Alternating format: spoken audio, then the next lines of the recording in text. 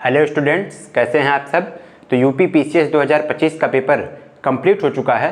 आप सब भी देकर निकल रहे होंगे। तो यूपी पीसीएस 2025 के जो क्वेश्चंस हैं उसको हम डिस्कस कर रहे हैं। लाइव आंसर की आप समझ सकते हैं। तो पीसीएस 2025 के क्वेश्चन में पॉलिटिक्स रिलेटेड एक क्वेश्चन है। क्या है? पॉलिटिक्स रिलेटेड एक क्वेश्चन पूछा गया। आपका ये जो शुरुआती टॉपिक है ना, ये जो समितियां होती हैं, कौन समिति के कौन अध्यक्ष थे, इससे रिलेटेड है कि सूची 1 को सूची 2 से सुमेलित करें। इस तरीके से वो क्वेश्चन था। क्वेश्चन में क्या है, सूची 1 दिया गया है, सूची 2 दिया गया है, ठीक है। और इसमें अलग अलग सूचियां दी गई हैं और उस जो समिति हैं, मतलब अलग अलग समितियां दी गई हैं और उन समितियों के अध्यक्ष दिए गए हैं। तो ए है संघीय संविधान समिति, ठीक है। बी है प्रक्रिया नियम समिति, सी है प्रारूप समिति और डी है मौलिक अधिकार उप समिति। ये 4 समिति हैं और किस समिति के कौन अध्यक्ष हैं, इससे रिलेटेड ये क्वेश्चन है, ठीक है। तो जो संघीय संविधान समिति है स्टूडेंट्स, इसके अध्यक्ष कौन थे?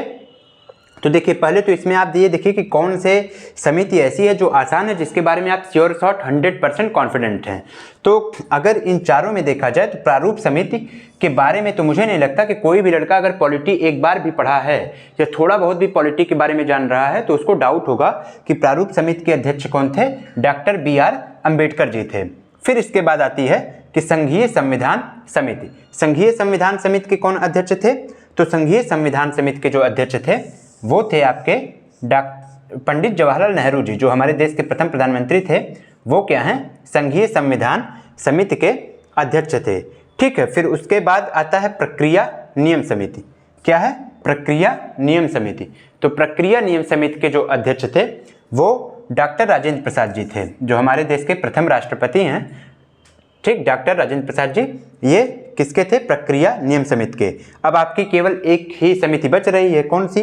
मौलिक अधिकार उप समिति। अब यहाँ ध्यान देखिए, यहाँ मौलिक अधिकार समिति नहीं, उप समिति पूछी जा रही है।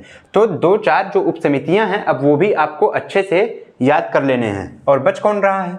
JB कृपलानी जी बच रहे हैं, ठीक है। तो इसके होंगे JB कृपलानी जी। तो इस हिसाब से कूट अगर आप देखें तो कूट में कौन सा क्वेश्चन सही होगा? A का 4, B का 2 और C का 3 और D का 2, ठीक है। तो इस हिसाब से A का 4, B का 1 और उसके बाद C का 3, 4 1 3 और 1 का 2।